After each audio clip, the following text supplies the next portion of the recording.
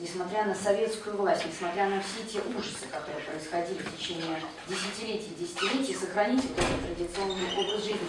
И может же как раз развитие экономики современной, оно как раз и стерло вот эти все, вот эту разницу, скажем, в Канаде и сохранило, скажем, недоразвитость экономики, может быть, благодаря ей и на русском севере сохранились вот эти вот традиционные и возрождаются образы жизни. И, может быть, как раз если автономия экономическая придет к этим народам, они захотят каким-то образом развивать свою промышленность, это все исчезнет. Как вы думаете?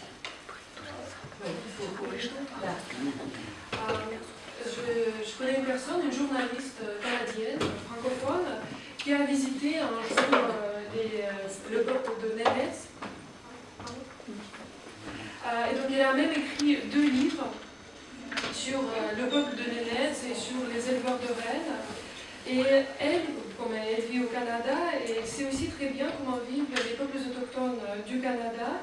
Et elle dit qu'il n'y a pas de différence entre les autochtones et les Canadiens. Les autochtones boivent de la bière, regardent la télé et vivent comme les autres. Alors qu'en Russie, elle a vu les éleveurs de rennes. Donc au nord de la Russie, loin de la civilisation, les peuples autochtones ont pu préserver leur culture, leur économie, leur famille traditionnelle. Et peut-être cela leur a permis de sauvegarder leur tradition. Et ce développement économique qui est en quelque sorte, à cause duquel il n'y a plus de différence au Canada entre les autochtones et les Canadiens, peut-être il est en cause le fait que les traditions se perdent, alors que le sous-développement économique a permis de sauvegarder les traditions après de les développer. Et si on donne de l'autonomie économique aux peuples autochtones du nord de la Russie, peut-être ils voudront développer leurs propres industries et ça sera nuisible pour ces peuples. Сохранились благодаря традиционной экономике. Потому что при советской власти еще до открытия нефти и газа экономика у нас держалась. Пушнина называлась мягким золотом, сабель, там, висаты, меха поставлялись у нас на государственном уровне.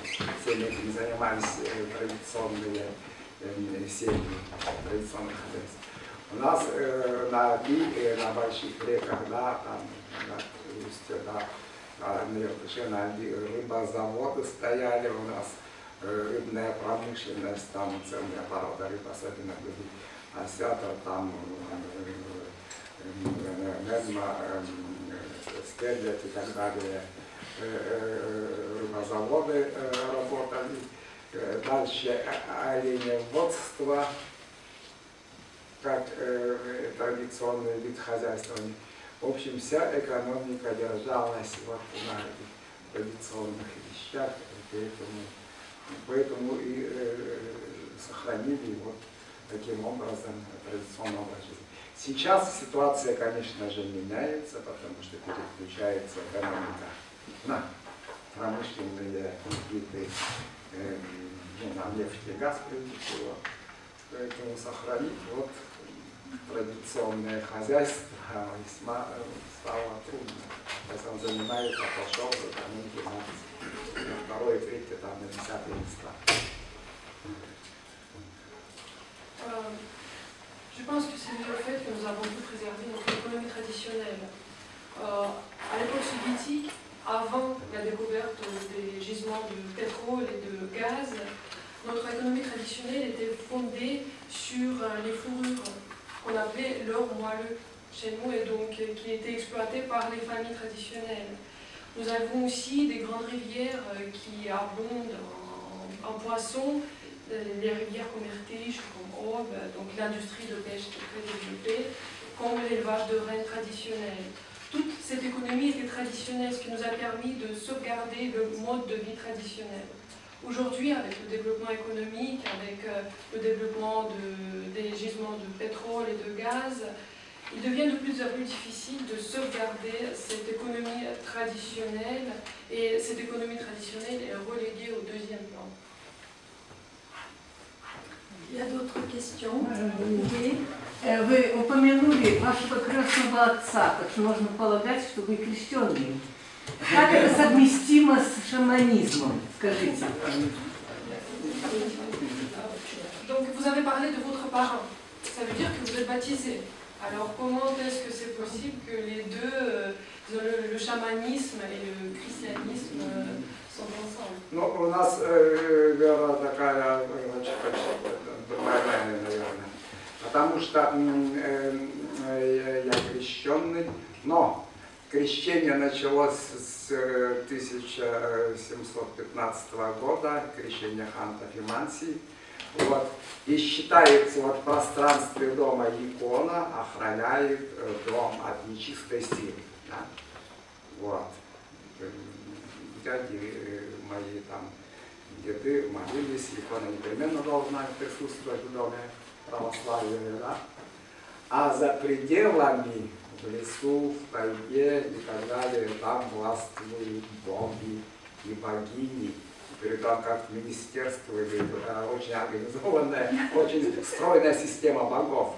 В каждой отрасли, по каждому направлению своя покровительница, там, по рыбе, по зверям и птицам, по рекам и морям и так далее, свои покровители. Поэтому там, значит, должны поклоняться, вот, управляют боги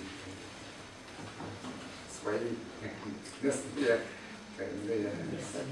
Таким образом, вот такое совмещение. Je pourrais ajouter un mot pour vous. Donc oui, je suis baptisée. D'ailleurs, la christianisation du nord des Quintés de Mancy a commencé en 1715.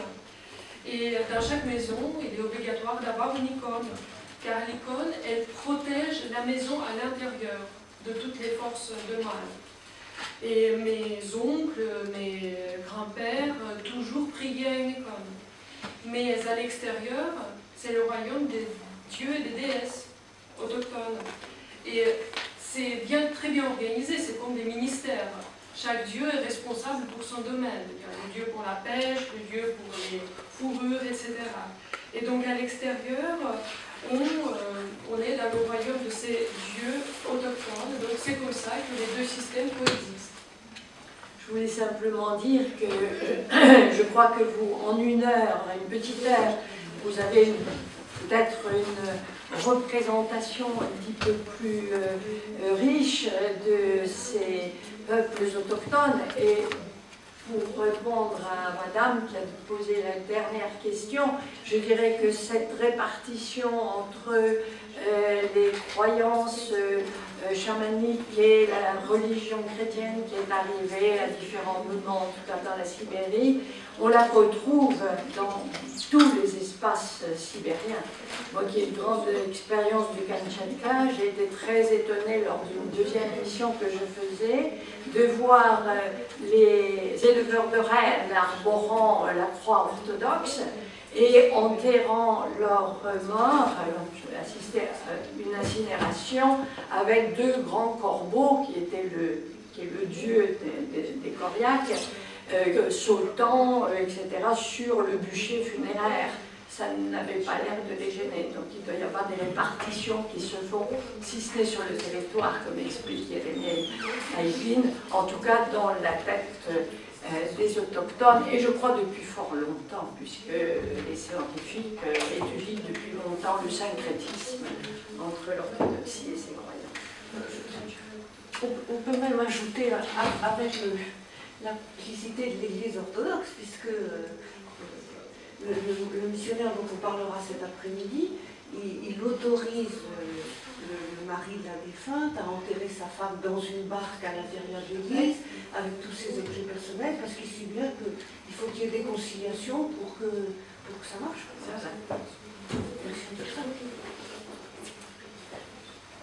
Je crois qu'il est l'heure.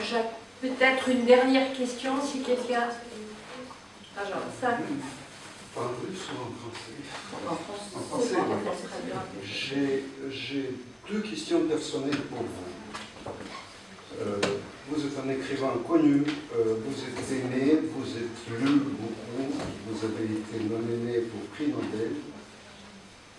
La première question, est-ce que vous rappelez cet instant fatidique lorsque vous avez décidé, entre guillemets bien sûr, de devenir l'écrivain? Et l'autre question,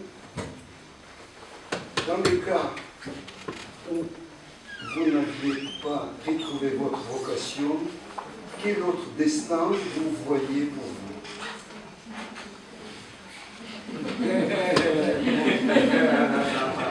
Хороший вопрос. Писателем я, наверное, стал с того момента, когда я услышал первые рассказы, первые сказки моих родителей, моих там бабушек, дедушек. Вот, потому что все, что рассказывали, все у меня потом оставалось в голове. Я не забывал, почему. Они как живые, так образы жили, потом вот у гаснущего очага я писал. Если бы я не был писателем, мне очень хотелось в одно время, вот период, вот, значит, к примеру, один из вещей, которых меня все время манила высота, я думал, мог бы стать летчиком, потому что летаешь поближе к верхнему мире, живу в Боге и богине, поближе к ним посмотреть, там туда, значит, летчики летают высоко. Может быть, летчиком хотел бы. В одно время я хотел бы, потом думал, если вот, ну, вот бабушка умерла, хотел бы стать доктором, был бы я очень хорошим хирургом, был бы вылечить человека, болеющего человека, дать ему здоровье. Это мне очень хотелось, и до сих пор это меня очень привлекается, с уважением ко всем докторам отношусь, которые может излечить человека, дать здоровье или вообще бессмертие. Да. Вот такие вот вещи были. Кем еще? Ну, потом, значит, первое образование у меня в институте было учитель, я училище закончил, педагогическое, значит, научить детей чему-нибудь хорошему языку, там, рисованию, писанию, училище уже рисовать, писать, музыке, там, танцевать, даже хореографией заниматься, значит, всеми специальностями очень хорошо учили. Вот такие вот вещи были. Alors, on peut dire que j'ai compris tout de suite que je voulais être écrivain. Dès que j'ai entendu pour la première fois les contes, les mythes que racontaient mes parents, mes grands-parents, et tout ce qui était dit, je retenais tout. Tout était enregistré. Et les personnages de ces contes, ils étaient comme vivants dans ma tête, et donc ils étaient toujours là. Si je n'étais pas écrivain, tout d'abord, ce qui m'attire, c'est la hauteur. J'aurais pu être pilote. Parce que j'aimerais trop voir ce qu'il y a dans le monde d'en haut, dans le monde où vivent les dieux et les déesses, voir comment ça se passe.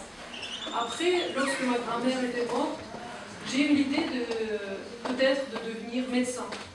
Ce qui m'intéressait, c'est l'idée de redonner de la santé aux personnes. J'aurais pu être un bon chirurgien, je pense. Et d'ailleurs, jusqu'à maintenant, ce métier m'inspire beaucoup de respect. Les médecins donnent de la santé et peuvent peut-être donner de la vie éternelle aux gens.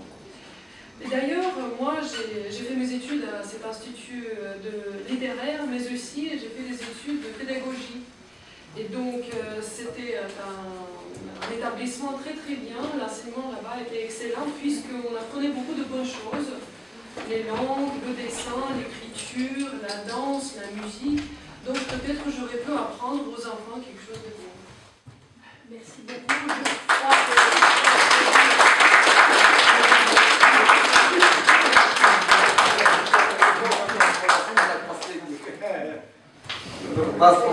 Могу сказать последний еще.